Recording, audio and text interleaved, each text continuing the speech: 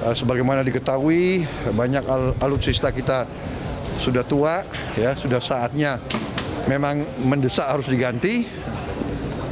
Kebutuhan-kebutuhan sangat penting dan kita siap untuk menghadapi dinamika lingkungan strategis yang berkembang dengan sangat pesat.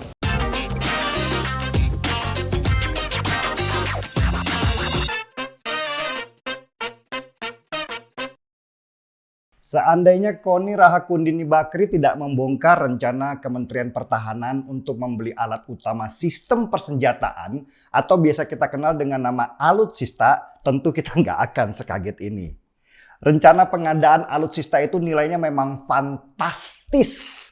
1.760 triliun rupiah. Itu bukan jumlah yang kecil ya. Jumlah itu lebih besar dari pendapatan negara kita tahun 2020 yang sebesar 1.700 triliun rupiah. Lah, apa mungkin kita harus keluarkan uang untuk belanja alutsista sedangkan pendapatan negara kita lebih sedikit dari belanjanya? Itu ibarat gaji kita cuma 5 juta rupiah, tapi istri memaksa beli tas seharga 6 juta rupiah. Nangis dompet kita. Tapi tenang, kata Dhanil Simanjuntak, juru bicara Kementerian Pertahanan. Pembelian senjata itu tidak akan membebani uang negara kok, katanya. Loh kok bisa? Iya, kata Dhanil, karena kita nggak pakai uang cash, kita bisa hutang. Dan ada lagi yang menghutangi. Enak ya? Iya, kelihatannya. Tapi yang namanya hutang pasti ada bunga dan harus dibayar meski nyicil. Nah, nyicil itu sama saja membebani uang negara. Ibarat kita akhirnya maksa diri untuk beli tas istri seharga 6 juta rupiah pakai kartu kredit. Bayarnya nggak hari itu juga, tapi tiap bulan gaji kita harus bayar cicilan dengan bunga-bunganya. Berat bos, apalagi itu untuk beli barang yang bukan prioritas. Beda kalau kita harus beli makanan sehari-hari untuk hidup. Alasan Pak Prabowo Subianto, Menteri Pertahanan, sebenarnya masuk akal juga sih.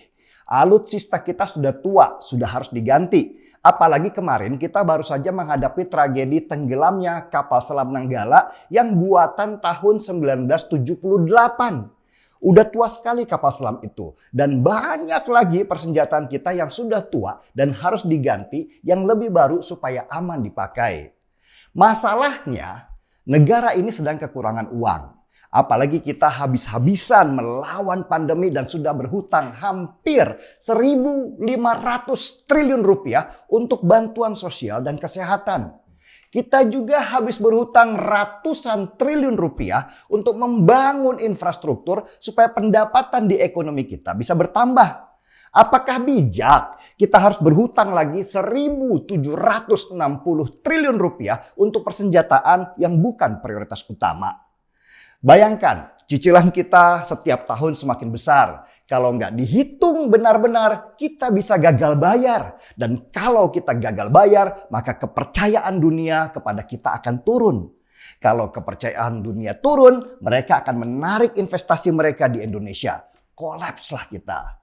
Sebagai catatan, hutang alutsista sebesar 1.760 triliun itu direncanakan akan dicicil sampai tahun 2044 atau sekitar 23 tahun.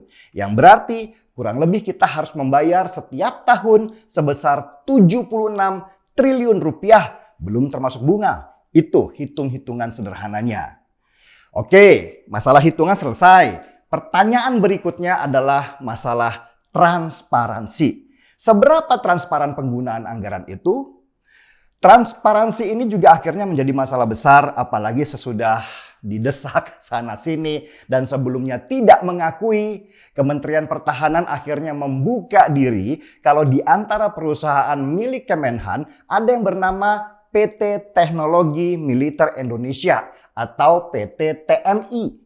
PT TMI ini baru didirikan tahun 2020 sebagai perusahaan dari Kementerian Pertahanan untuk urusan jual beli alat persenjataan.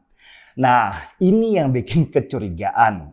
Seberapa capable-nya PT TMI yang baru berdiri tahun lalu untuk mengelola uang sebesar 1.760 triliun rupiah itu?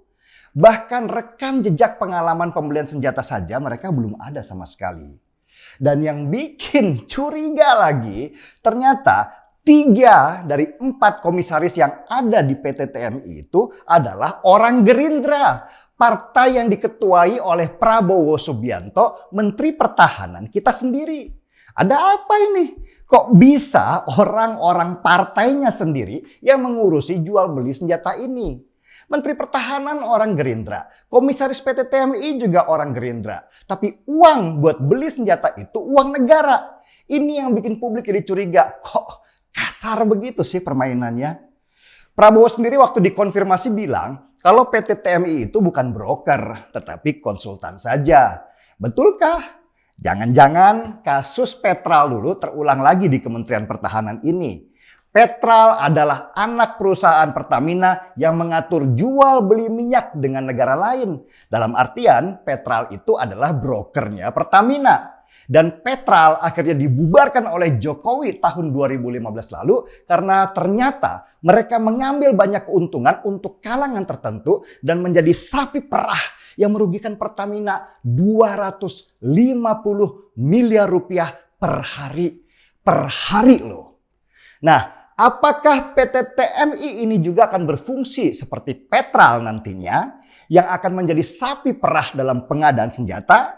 Ya, kita lihat nanti karena belum bisa dibuktikan kalau belum berjalan. Yang pasti, publik sedang menyoroti tajam rencana pengadaan alutsista ini. Jangan sampai uang sebesar itu hanya jadi bancaan beberapa pihak saja dan merugikan Indonesia. Sedangkan untuk mengaudit Kementerian Pertahanan juga sulitnya bukan main dengan alasan kerahasiaan negara. Banyak sekali pertanyaan di kepala kita. Di luar itu, Jokowi juga sebelumnya sudah memerintahkan supaya Kemenhan memprioritaskan belanja alutsista di dalam negeri. Supaya uang sebesar itu, kalau jadi misalnya ya, bisa diarahkan untuk membangun pabrik-pabrik persenjataan di sini. Industri kita akan terbangun, tenaga kerja akan terserap, dan uang akan berputar di dalam negeri. Setuju? Mari kita seruput kopinya. Markisi, mari kita semua mengawasi. Saya Deddy Siregar, kita di acara Timeline.